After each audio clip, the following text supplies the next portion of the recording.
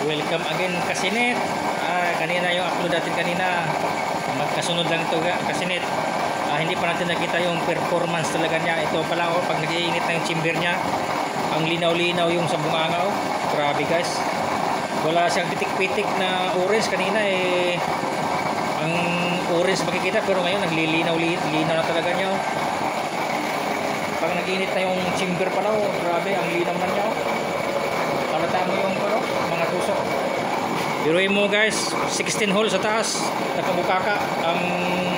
Nakabukaka yung paggawa natin yung alignment niya nakaganoon, nakabukaka siya. Grabe guys Ang nipis. Blue na blue para sa gasol. Guys. Tapos may ilaw ito guys. Talaga Nandyan yung ilaw niya. Tapos nandyan yung splash prop.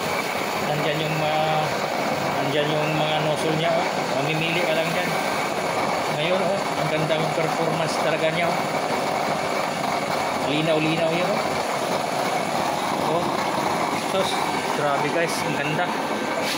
Ay, pagyayambang ng sinabi ang ganda. Maganda lang guys. Maganda konti. Yan pag kinalangan natin ang taas ng acceleration niya kahit yung ato pa ng 2 inches Grabe yan guys Kumulo ka agad sa 16 holes sa taas.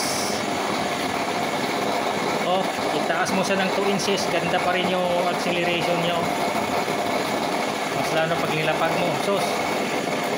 Pag nilapag mo guys, ganyan ang ganda. Saglit lang kumulo grabe naman yan, buluwak agad yung kulo.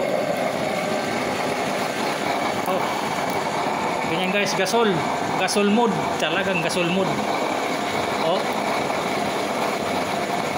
Grabe ang linaw-linaw.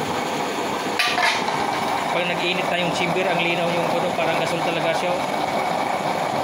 Yung bukaka niya guys ng laser flame nandito sa mga labi,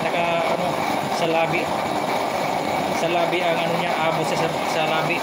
Napuno yung labi ng bukaka ng laser flame. Ayan guys, top view, pinaka-top view nyo. Halos sa gilid bumubuga yung pinaka-flame niya Grabe guys, ang ganda pala. Ang ganda ang performance. Ito yung binalik natin yung design na umbrella nozzle burner. So paramihin na naman natin guys. At saka yung sikreto na mga alignment sa ilalim. Pag hindi mo may align, pangit yung apoy. Pero pag na-align mo yung sa baba ng mga butas doon, ganyan ang kalalabasan. Ang ganda, ang linaw-linaw. Wala pang salang guys. Open yung bunganga. Walang salang, ganyan kaganda. So, thank you Lord sa mga umbrella nozzle burner natin. Nabalik na naman. Ayan kahit itaas pa natin siya guys. Kahit itaas pa, ang ganda yan nakataas na yan Sos, grabe.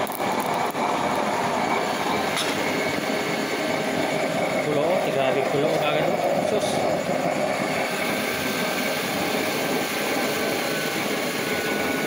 Yan guys, lang yan, 1/4 adjustment 1/4. Grabe yung kulo. Malinaw talaga ang linaw-linaw yung apoy yan mga apoy na mga first class na apoy, class A. Yung mga apoy na class A ganyan. Grabe ang linaw-linaw. So ganito ang ipatugpatuloy natin ng mga klaseng burner na first class, class A. Grabe guys. Kabukaka yan kahit itaas mo pa siya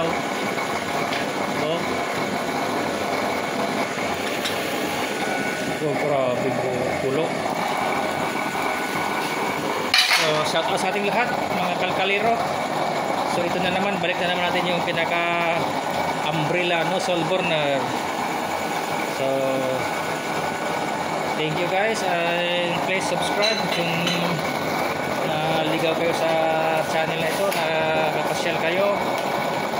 Please subscribe my YouTube channel, Kasinet Vlogger. So God bless sa ating lahat.